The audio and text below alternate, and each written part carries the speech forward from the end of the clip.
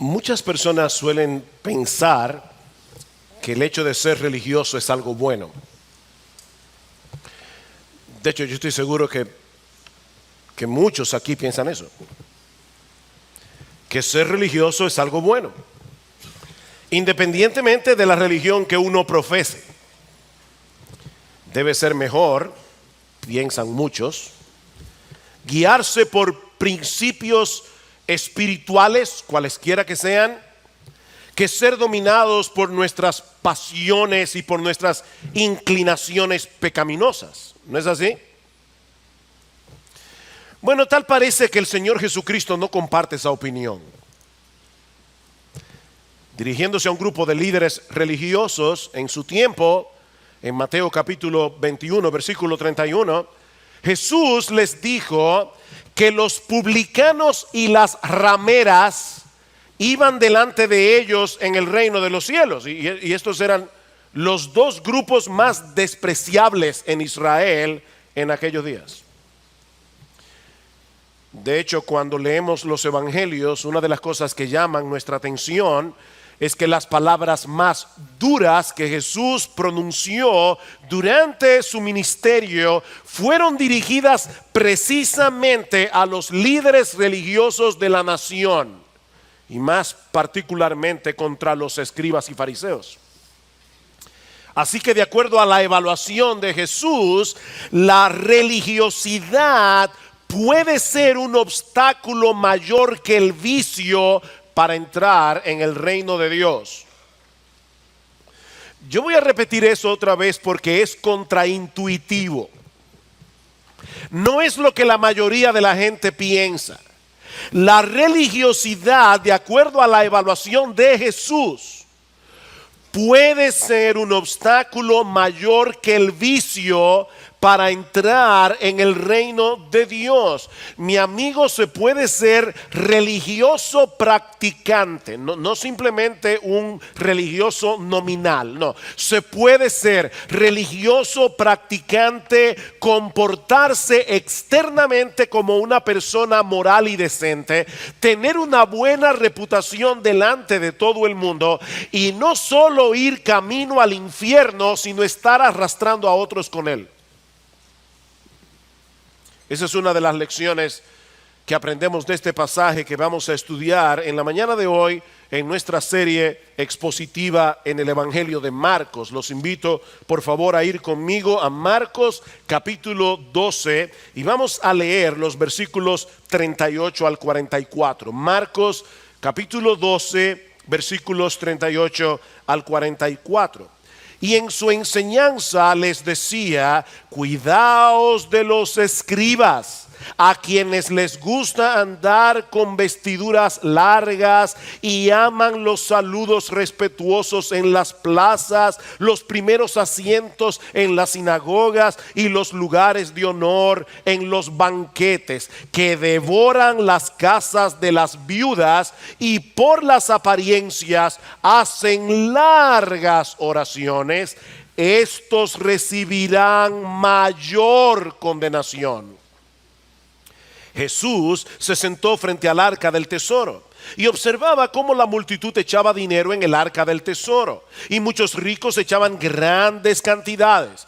Y llegó una viuda pobre y echó 2 pequeñas monedas de cobre, o sea, un cuadrante, y llamando a sus discípulos les dijo: en verdad os digo que esta viuda pobre echó más que todos los contribuyentes al tesoro, porque todos ellos echaron de lo que les sobra, pero ella de su pobreza echó todo lo que poseía, todo lo que tenía para vivir.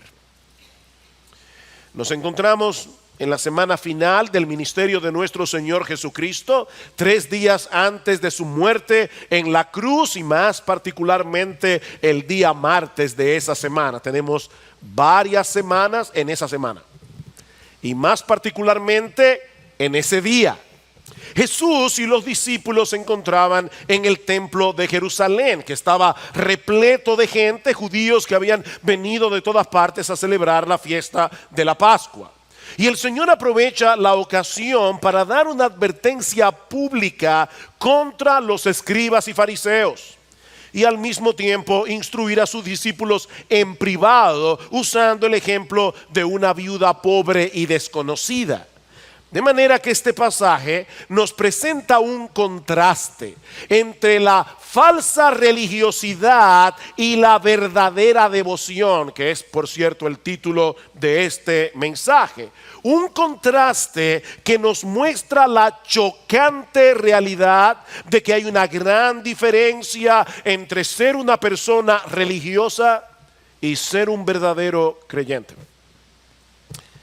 La falsa religiosidad versus la verdadera devoción. Veamos entonces en primer lugar la advertencia en el versículo 38. Dice que en su enseñanza Jesús les decía: cuidaos de los escribas. Cuidaos de los escribas. En el capítulo 23 del Evangelio de Mateo encontramos un recuento mucho más amplio de estas palabras de advertencia en contra de los escribas, solo que allí se incluye también a los fariseos, la secta religiosa a la que pertenecían la mayoría de los escribas. Ahora, mis hermanos, esto tiene que haber sido sumamente chocante para los judíos que estaban en el templo ese día escuchando a Jesús.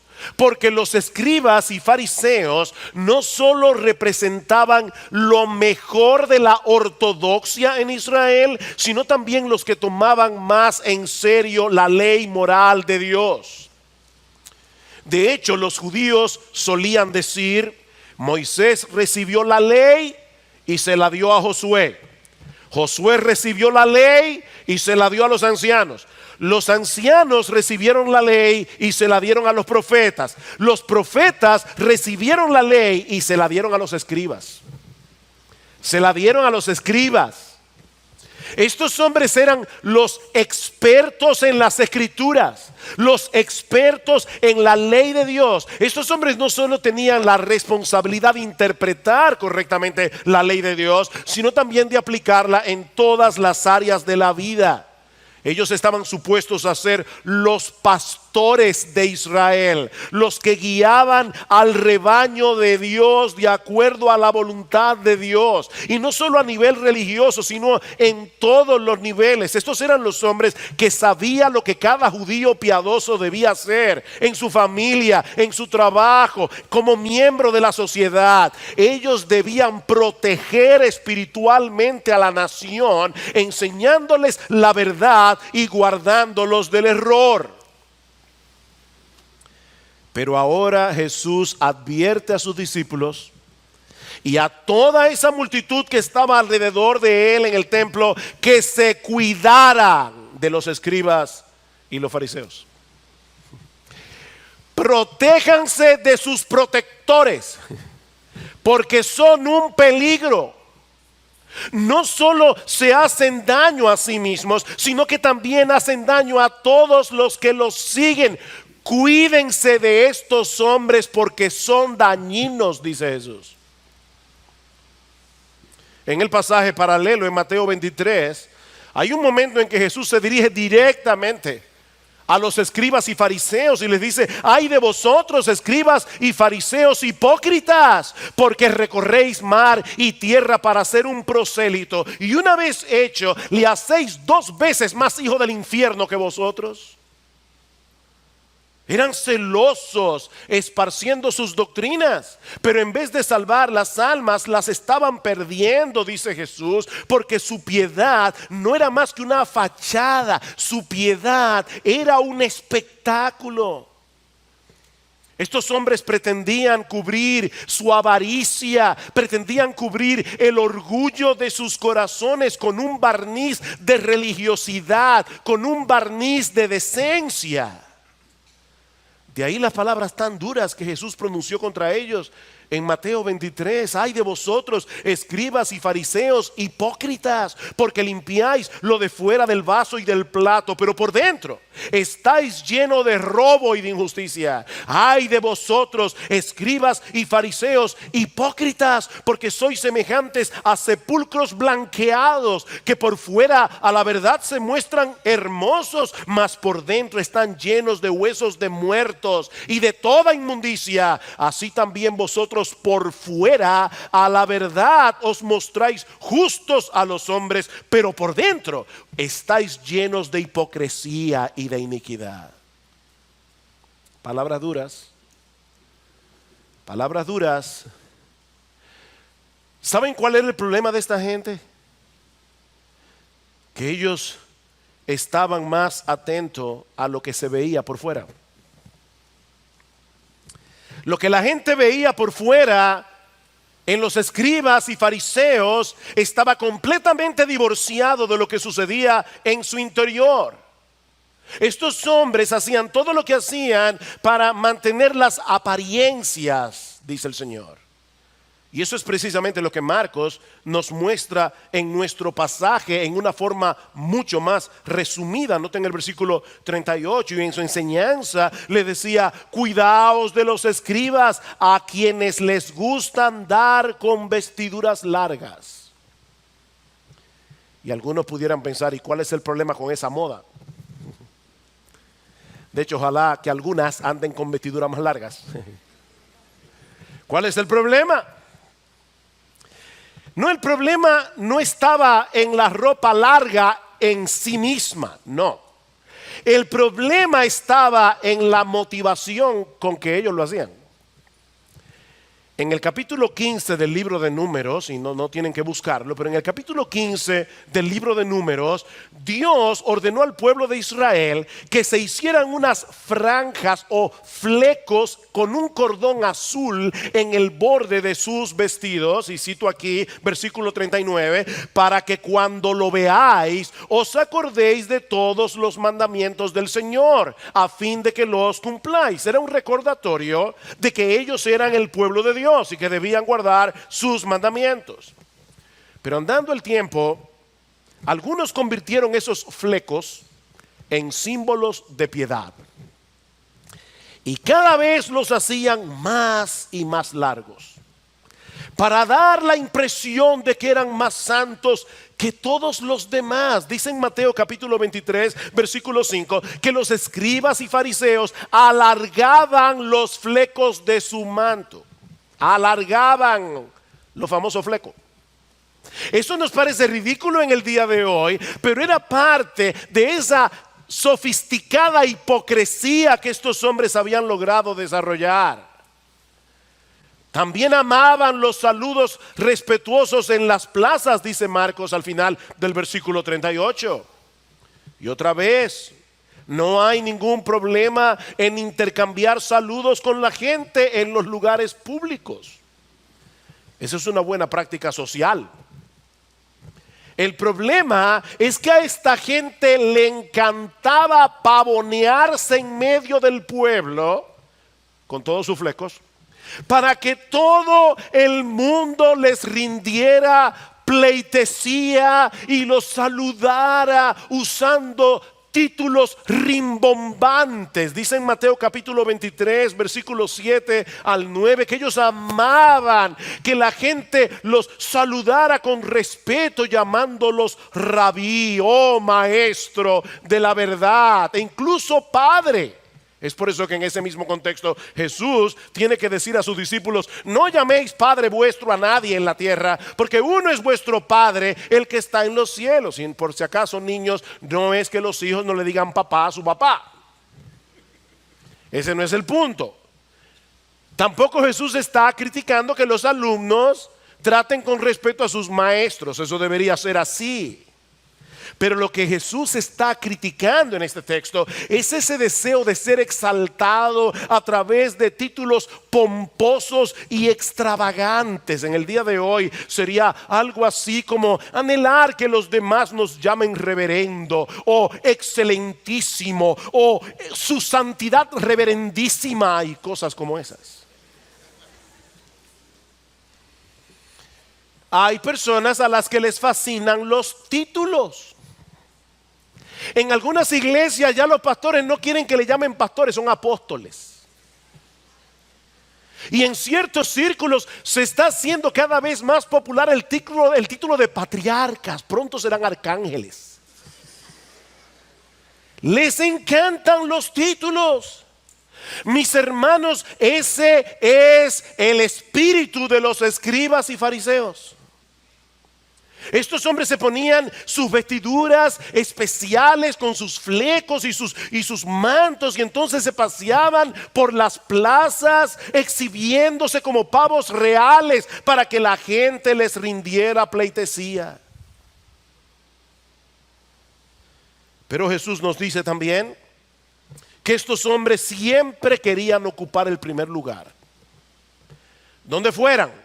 Dice en el versículo 39, ellos aman los primeros asientos en las sinagogas y los lugares de honor en los banquetes. Y de nuevo, no hay ningún problema, por si acaso los que están sentados en estas filas de aquí, no hay ningún problema en que algunos quieran sentarse delante en la iglesia, en el culto de adoración, para evitar las distracciones. De hecho, en todos los edificios en los que nosotros nos hemos congregado como iglesia, a través de toda su historia, yo siempre he querido sentarme delante con mi familia. Ese no es el problema. Pero eso no es lo que Jesús está condenando aquí. Lo que Él está condenando es ese deseo de estar en los lugares más visibles en la sinagoga, o estar más cerca del anfitrión cuando los invitaban a un banquete. Donde quiera que iban, ellos querían ser el centro de atención. Donde quiera que iban, querían estar en una plataforma donde todos pudieran ver que ellos no eran como los demás, ellos eran especiales.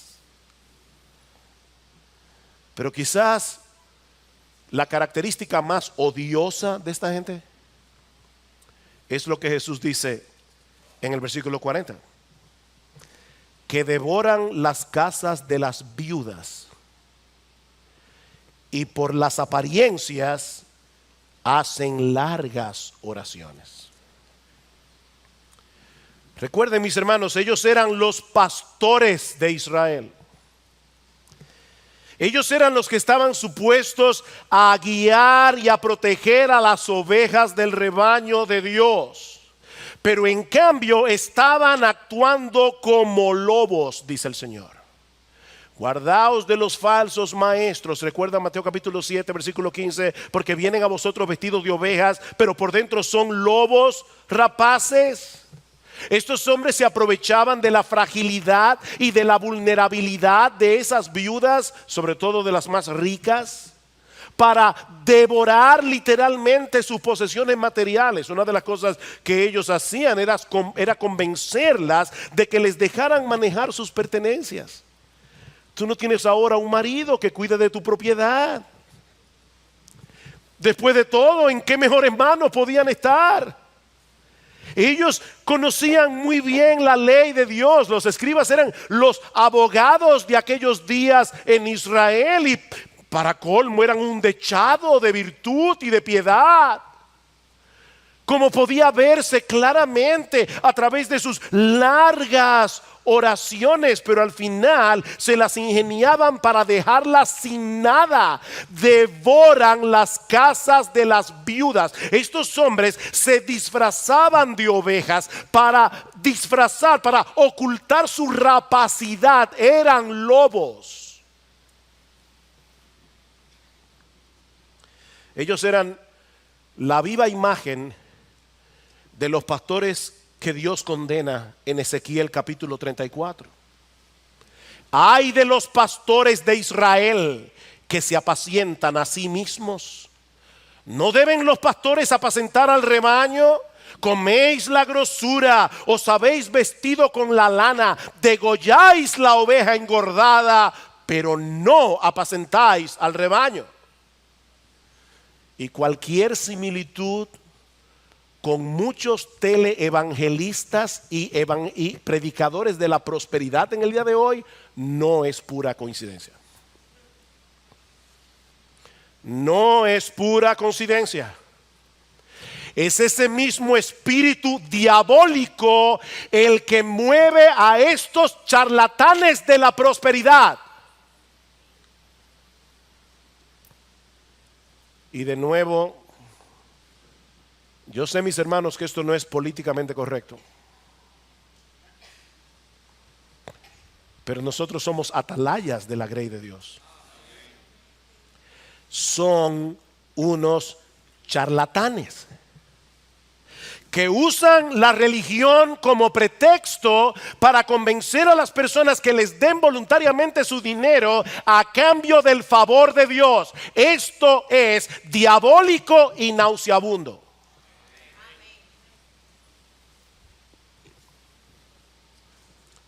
Es una especie de lotería divina. Mientras más dinero das, más oportunidades tienes de ganar. Gloria Copeland, una famosa autora y conferencista internacional de este movimiento, dijo una vez: usted tiene derecho a la prosperidad, Jesús pagó por ella.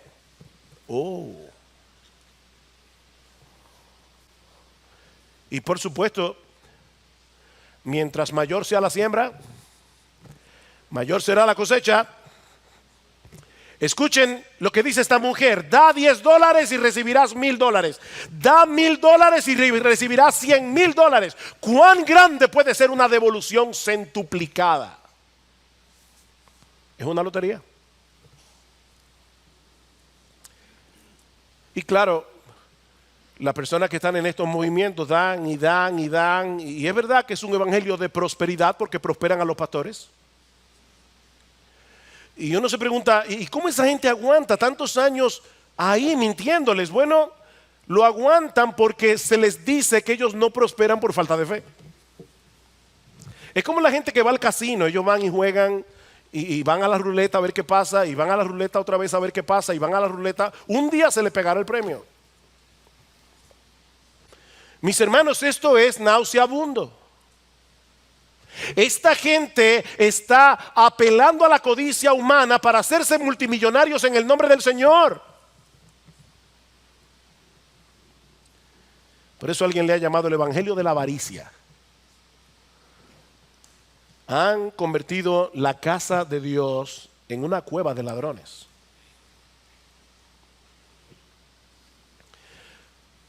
Ahora, ese no es su mayor problema. El mayor problema de esta gente, ¿saben cuál es? Que están distorsionando el mensaje del evangelio.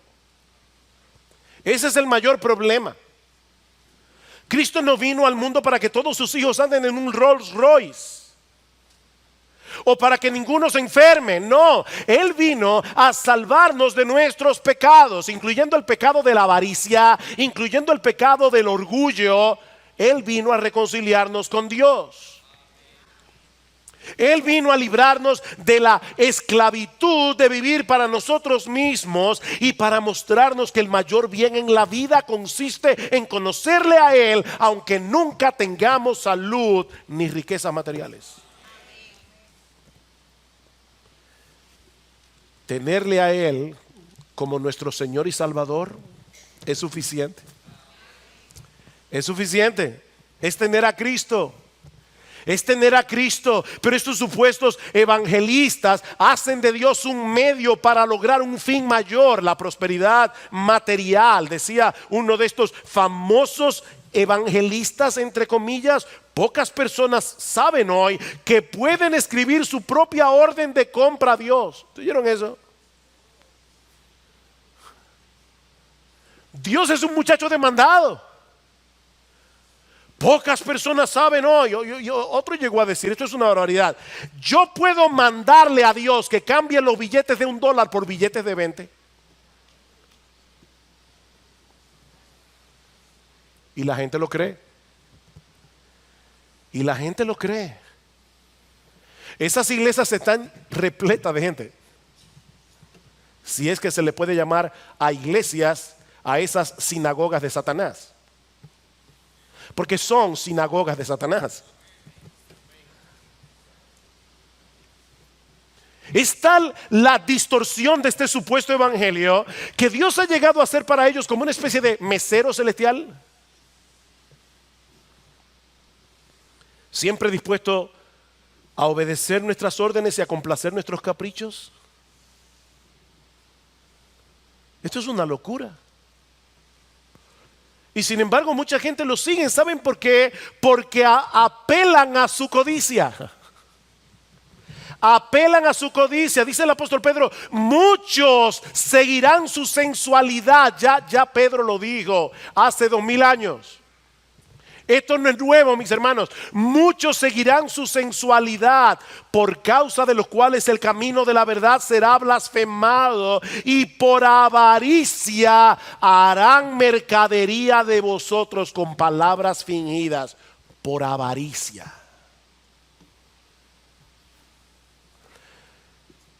Déjenme confesarles algo, y de verdad delante de Dios lo digo con vergüenza. Yo nunca me he arrepentido del evangelio. Nunca me he avergonzado de mi Señor. Pero a veces me he avergonzado de ser pastor. A veces me encuentro con amigos míos de la promoción y uno comienza a hablar y dime qué tú haces. Yo soy ingeniero, yo soy abogado, yo soy arquitecto. ¿Y tú? De verdad, a veces me cuesta trabajo decir soy pastor. Porque yo sé la imagen que ellos tienen en su mente de lo que es un pastor. Me avergüenza mi vergüenza. Pero si Dios la conoce, ¿por qué no se lo voy a decir a ustedes?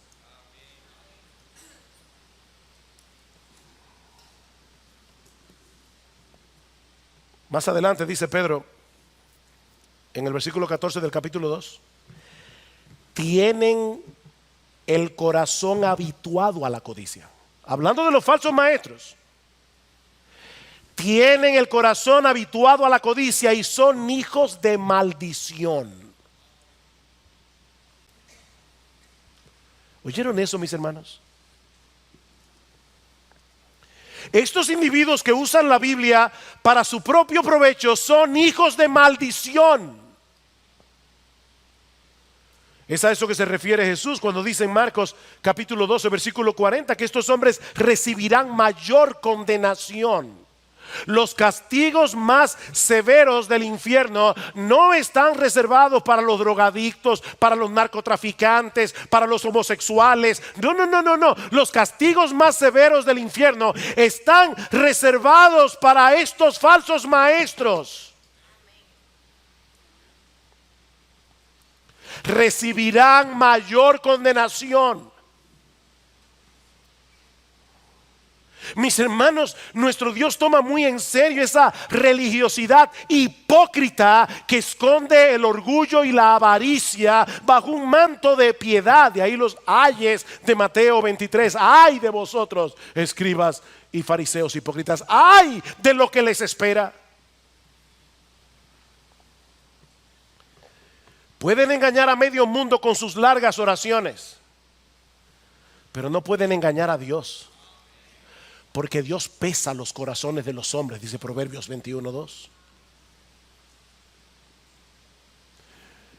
Déjeme decirles que yo casi nunca, por no decir nunca, estoy pendiente al hecho de que mientras estamos predicando aquí hay personas que están viendo este culto por live stream o que lo van a ver luego por YouTube. Pero hoy estoy muy consciente de que esta prédica no solo la van a oír los que están aquí, la van a oír otros en el tiempo, probablemente en esta misma semana. Así que déjeme decir algo con toda la seriedad con la que yo puedo decirlo. Si tú estás asistiendo a uno de estos movimientos, por amor de tu alma, sal de ahí. Sal de ahí.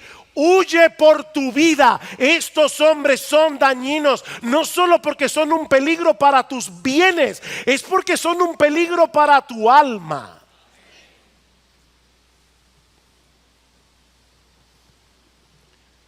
Recuerda las palabras de Jesús.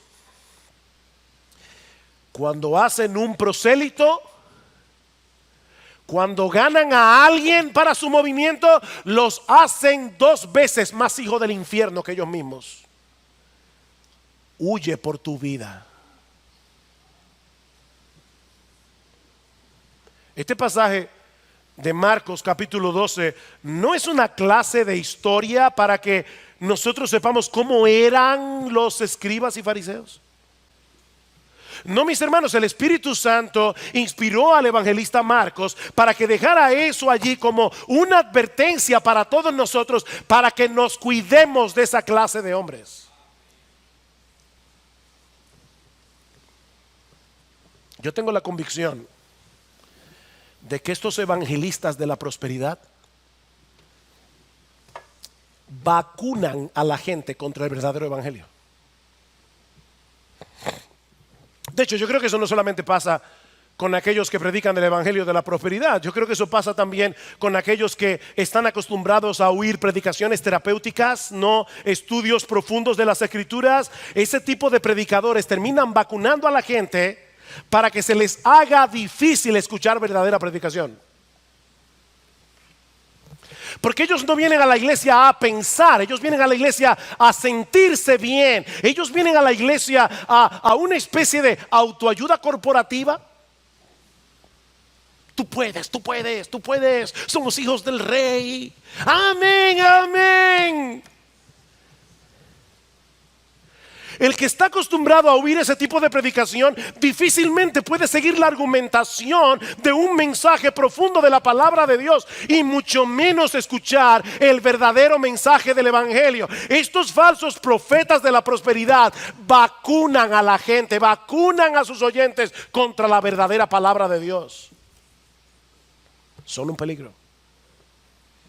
Mis hermanos, son un peligro. Y si esto era un peligro en el primer siglo, imagínense ahora que contamos con tantos medios masivos de comunicación. Canales enteros de televisión dedicados a estas doctrinas del infierno. Son un peligro. Pero ahora viene el contraste entre la falsa religiosidad y la verdadera devoción. Así como Jesús nos advierte en contra de los escribas y fariseos en los versículos 41 al 44, también nos muestra como digno de imitar el ejemplo de una viuda pobre y desconocida. Vean el versículo 41. Jesús se sentó frente al arca del tesoro y observaba cómo la multitud echaba dinero en el arca del tesoro, y muchos ricos echaban grandes cantidades. En el templo de Jerusalén, y más particularmente en un área conocida como el patio de las mujeres, habían unas 13 urnas en forma de shofar. El shofar es una trompeta en forma de cuerno que usaban los judíos. Las urnas que habían en el templo eran en forma de shofar, donde los judíos echaban sus ofrendas. De hecho, se llamaban shofar también. Así que después de su advertencia en contra de los líderes religiosos de Israel, Jesús fue al patio de las mujeres y se sentó frente a estas urnas, observando, dice Marcos, cómo la multitud echaba dinero en el arca del tesoro. ¿Se dieron cuenta de ese detalle? No cuánto ofrendaban, sino cómo lo hacían. ¿Cómo lo hacían? Mis hermanos, el tema sigue siendo la actitud del corazón. Nuestro Dios es el dueño del oro y de la plata. Él no necesita nuestro dinero. Nuestro Dios no necesita de benefactores que lo ayuden a establecer su reino en la tierra. Hace un momento cantamos, venga tu reino, oh Dios, y ese reino se va a establecer yendo fuera predicando el evangelio. Es con el poder de Dios. Dios no necesita benefactores. Pero Él sabe que la motivación y el desprendimiento con que nosotros ofrendamos revelan la realidad del corazón como pocas cosas pueden hacerlo.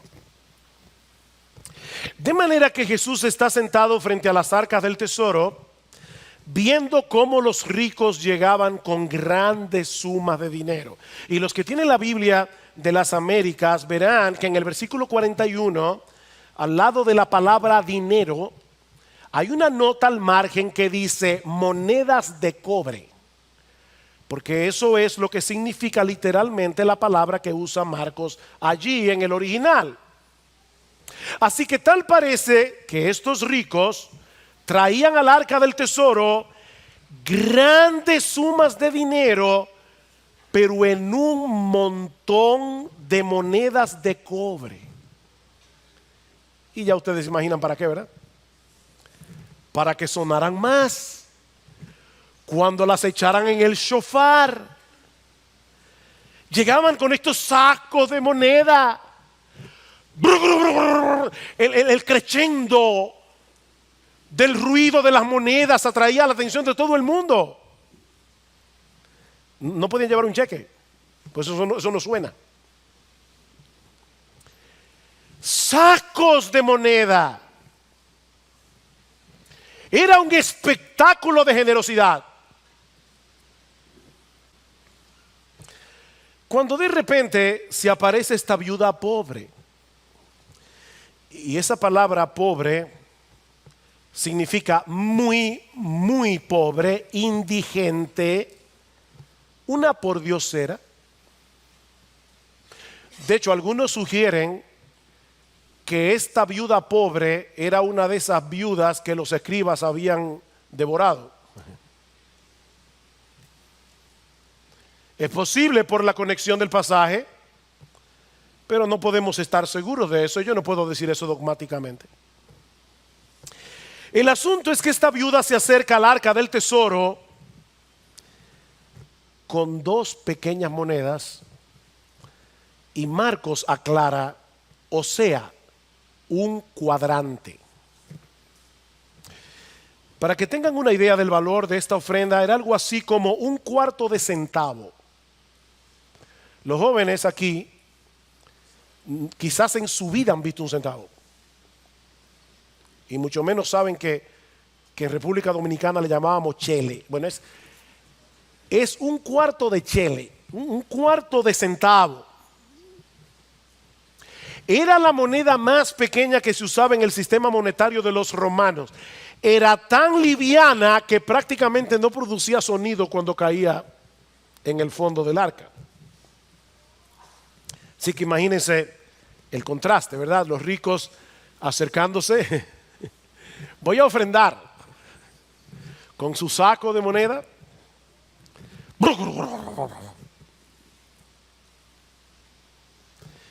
Y llega esta viuda con dos monedas en la mano que apenas se veían en la palma de su mano.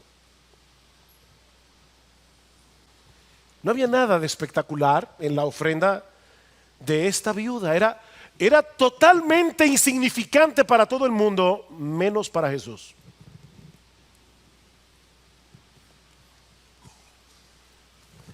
Mira, si tú eres de los que económicamente no pueden ofrendar mucho, gózate en este texto. Gózate en este texto. Porque dice en el versículo 43, y llamando a sus discípulos, Jesús no estaba impresionado con la ofrenda de los ricos. A Jesús le impresionó la ofrenda de esa viuda. Para él esto era algo digno de atención. Jesús llamó a sus discípulos, vengan a ver esto. Por favor, vengan a ver esto. No se pierdan de esto. Hay una lección aquí que ustedes deben saber. Dice: en verdad os digo que esta viuda pobre echó más que todos los contribuyentes al tesoro, porque todos ellos echaban de lo que les sobra, pero ella de su pobreza echó todo lo que poseía, todo lo que tenía para vivir. Wow. De nuevo, mis hermanos, el asunto no es la cantidad. El asunto es el corazón. Las ofrendas generosas de los ricos en el fondo no tenían nada de generosidad. Dice Jesús: ellos echaron de lo que les sobra. En otras palabras, el monto de sus ofrendas en relación a lo que tenían evidenciaba el lugar tan bajo que Dios ocupaba en sus corazones. Humanamente hablando, ofrendaban mucho, pero proporcionalmente hablando era una miseria. Era una miseria. Estos hombres le daban las sobras a Dios. Las sobras. Todos esos sacos de monedas de cobre eran caja chica para ellos. Mientras que el cuarto de centavo que esta mujer echó en el arca era todo lo que ella tenía para vivir, dice el Señor. Mis hermanos, déjenme hacerles una pregunta.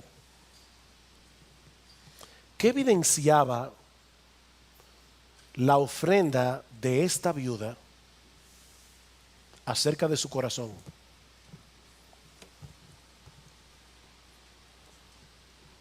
¿Qué evidenciaba la ofrenda de esta viuda? ¿Saben lo que evidenciaba? Por lo menos 3 cosas: que Dios era su verdadero tesoro, que su gratitud hacia Dios era inmensa y que ella dependía enteramente de Él. Esta mujer echó esa ofrenda porque Dios era su verdadero tesoro, porque su gratitud hacia Dios era inmensa y porque ella confiaba en Dios. No es la ofrenda en sí misma lo que Jesús está exaltando aquí. No, es el corazón de esta mujer. Ella no tuvo problemas en dar todo lo que tenía, muy probablemente porque ella conocía el Antiguo Testamento, porque ella sabía que una y otra vez Dios se presenta en el Antiguo Testamento como el padre de los huérfanos y como el Dios de las viudas. Yo soy el Dios de las viudas. Y ella creía eso. Ella creía eso. He ahí, mis hermanos, el contraste entre la falsa religiosidad y la verdadera devoción. La falsa religiosidad personificada en los escribas y fariseos, la verdadera devoción a Cristo, la verdadera devoción a Dios, ejemplificada en la ofrenda de esta mujer. La falsa religiosidad surge de un corazón orgulloso, soberbio, que oculta en un manto de piedad el deseo de llamar la atención sobre nosotros mismos. La verdadera devoción es el producto de un corazón humilde, creyente y agradecido. Corazón humilde, un corazón creyente, un corazón agradecido. La falsa religiosidad hace de Dios un medio para lograr un fin, sean riquezas materiales, sea la salud o simplemente estabilidad emocional. La verdadera devoción es aquella que tiene a Dios como su más grande tesoro, aunque no tengamos absolutamente nada más en esta tierra aparte de Él. ¿A quién tengo yo en los cielos sino a ti? Dice el salmista en el Salmo 73: y fuera de ti nada deseo en la tierra. Mi carne y mi corazón desfallecen, mas la roca de mi corazón y mi porción es Dios para siempre. Ninguna de las cosas que el mundo valora pueden compararse siquiera con el hecho de tener a Dios como nuestro Dios, a Cristo como nuestro Salvador y al Espíritu Santo como nuestro Consolador permanente. ¿A quién tengo yo en los cielos sino a ti?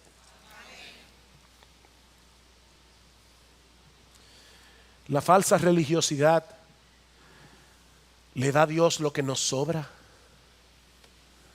la sobra de nuestro tiempo, la sobra de nuestros bienes, la sobra de nuestras capacidades, la sobra de nuestras energías. La verdadera devoción se entrega por entero a Dios para que Él haga con nosotros y con lo nuestro lo que Él quiera. Lo que Él quiera. ¿A quién enviaré? ¿Y quién irá por nosotros? Heme aquí, Señor, envíame a mí. Isaías capítulo 6. Ni siquiera se molestó en preguntarle: Señor, ¿y para ir a dónde? ¿Hacer qué? No, ¿a quién enviaré? ¿Y quién irá por nosotros? Heme aquí, Señor, incondicionalmente. Tú eres mi Dios, yo confío en ti. Heme aquí, envíame a mí. Eso es verdadera devoción. La falsa religiosidad se caracteriza por un corazón descontento y amargado ante las providencias difíciles de la vida. Cuando las cosas no están saliendo como yo quiero que salgan. La verdadera devoción, dice como Pablo en Efesios capítulo 4, Filipenses, capítulo 4, versículo 11: he aprendido a contentarme cualquiera que sea mi situación. Yo sé vivir humildemente, yo sé tener abundancia. En todo y por todo estoy enseñado, así para estar saciado como para tener hambre, así para tener abundancia como para padecer necesidad. Yo todo lo puedo en Cristo que me fortalece. Eso es verdadera devoción. Lo que tú quieras, Señor. Me encanta un poema escrito por alguien que yo no estoy seguro de que haya sido creyente. Una de esas místicas del siglo de oro español.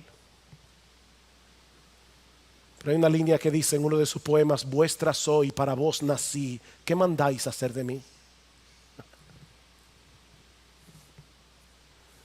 ¿Qué mandáis hacer de mí?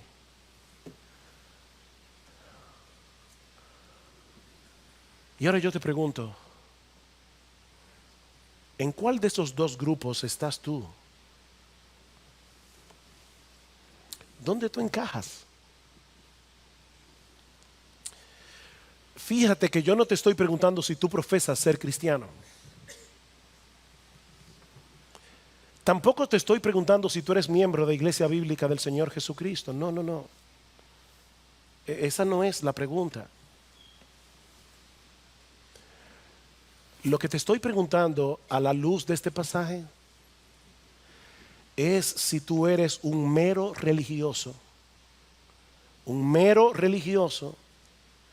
que has aprendido a adaptarte a un estilo de vida aceptable en el contexto del cristianismo, aceptable en el contexto de la iglesia. O tú puedes decir de todo corazón que a pesar de tus luchas, a pesar de tus debilidades, a pesar de las tentaciones que te asedian cada día, Jesús es el todo de tu vida. Esa es la pregunta.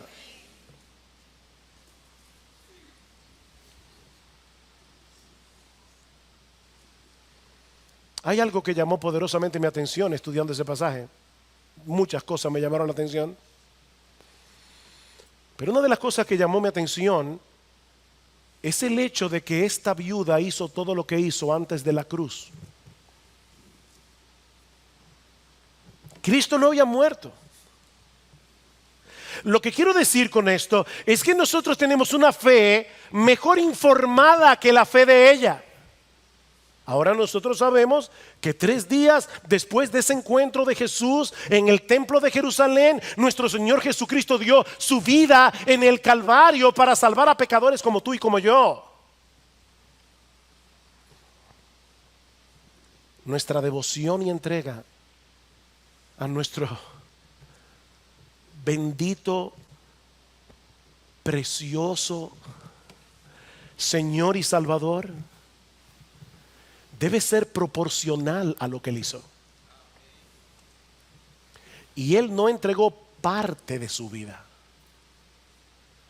Él se entregó por entero para salvarnos.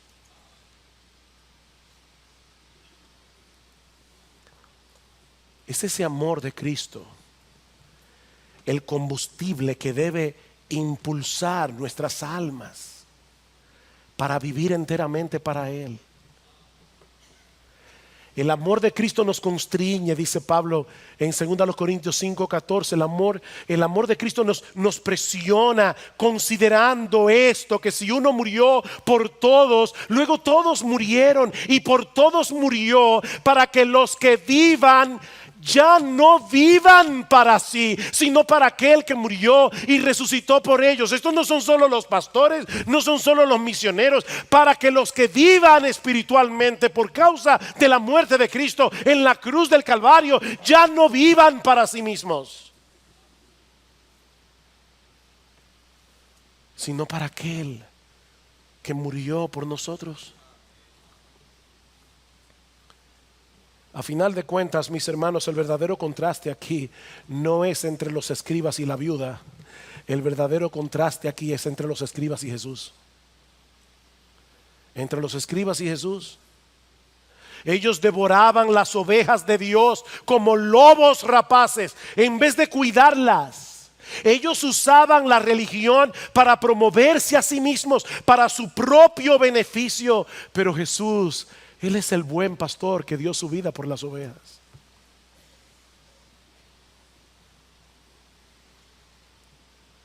Y yo te pregunto una vez más, ¿es evidente para las personas que te rodean que Jesús es la pasión de tu vida? La gente que te rodea ve tu vida y se da cuenta de que tú eres un apasionado con la persona de Jesús.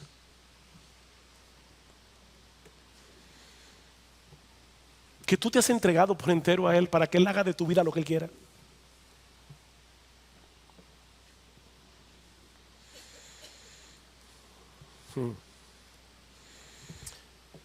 Perdone que hoy ponga tantos ejemplos personales, pero cuando yo tenía 18 años y estudiaba arquitectura y soñaba con ser arquitecto, y tal vez en mis sueños pensaba que al final terminaríamos formando una compañía, mis dos hermanos y yo, que también eran arquitectos o estudiaban arquitectura en ese tiempo. Alguien puso en mi mente que yo debía orar al Señor para ver si Dios quería que yo dejara la arquitectura y me dedicara por entero al ministerio. Y eso fue una lucha agónica, porque yo tenía 18 años y pensaba que podía estar tomando una mala decisión. Y honestamente yo soñaba con el tipo de vida que yo podía vivir siendo arquitecto. Yo soñaba con eso. Pero esa idea no me dejaba vivir.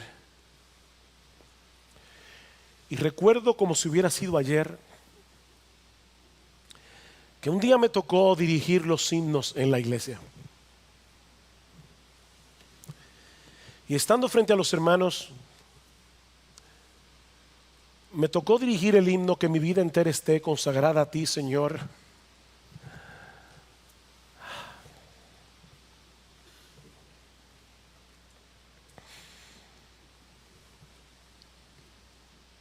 Yo comencé a llorar en el púlpito.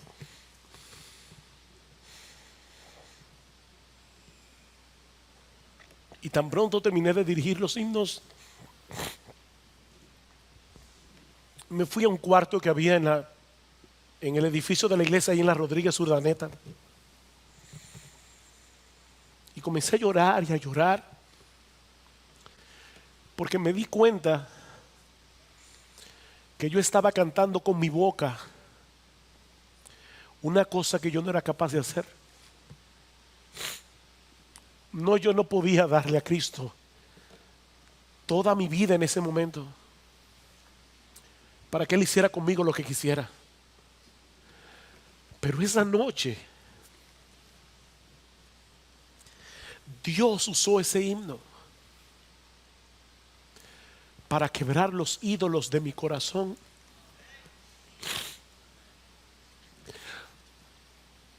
Y cuántas gracias he dado a Dios en estos 35 años por no haber sido arquitecto.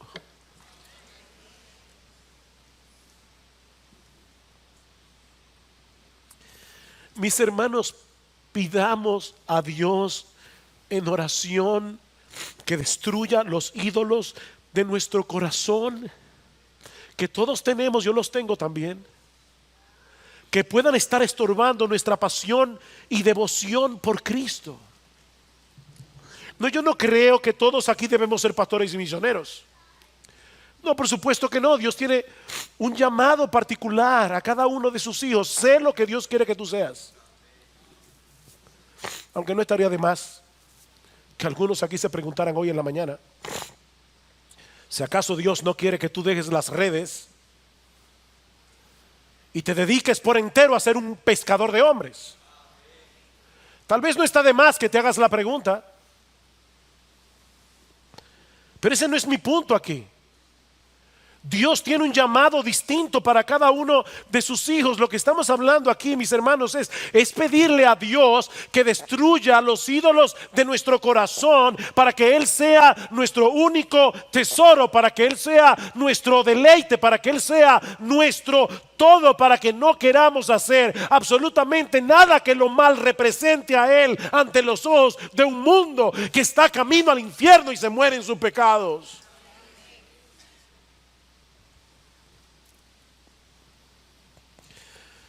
La verdadera devoción no se manifiesta necesariamente entregando de manera literal todos nuestros bienes materiales, pero sí poniendo toda nuestra vida a su disposición para que Él haga con nosotros y con lo nuestro lo que Él quiera.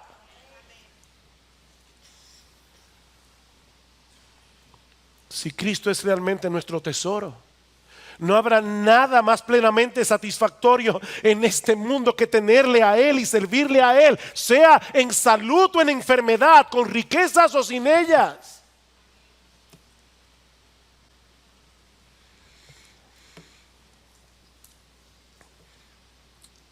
Estas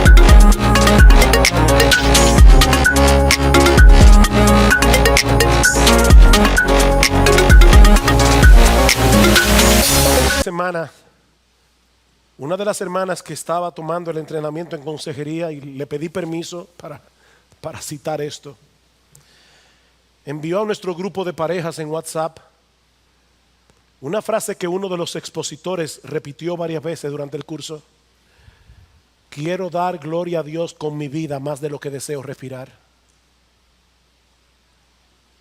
Quiero dar gloria a Dios en mi vida más de lo que deseo respirar.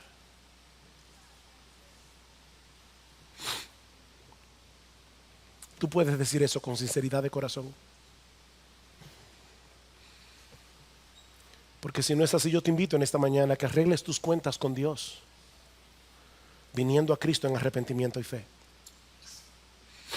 Él entregó su vida en una cruz para que pecadores culpables pudieran ser absueltos en el tribunal de Dios, porque alguien autorizado pagó completamente nuestra deuda. Pero debes confiar enteramente, únicamente en Él y en su obra de redención para ser salvo. Y todos tus pecados serán perdonados. Te será concedido de pura gracia el don de la vida eterna, y tu corazón incrédulo y rebelde será transformado en un corazón creyente dispuesto a entregarte a Él sin reservas. Mi amigo, no es un barniz de religión y de moralidad lo que necesitas, es un cambio radical en el asiento mismo de tu personalidad, un cambio que solo Cristo puede hacer con el poder de su Espíritu. Pídele a Él que te conceda un nuevo corazón. Pídele que perdone tus pecados, porque Él ha prometido derramar gracia y salvación sobre todos aquellos que vienen humillados ante el trono de la gracia. Oh, que el Señor bendiga su palabra hoy, obrando poderosamente en creyentes e incrédulos. No solo para que muchos puedan venir de la muerte a la vida, sino para traer pasión por Cristo en aquellos que hoy están padeciendo de tibieza espiritual. De tal manera que en esta iglesia Jesús sea realmente el todo en todos, como dice Pablo en Colosenses 3. Oh, que Jesús sea el todo y en todos.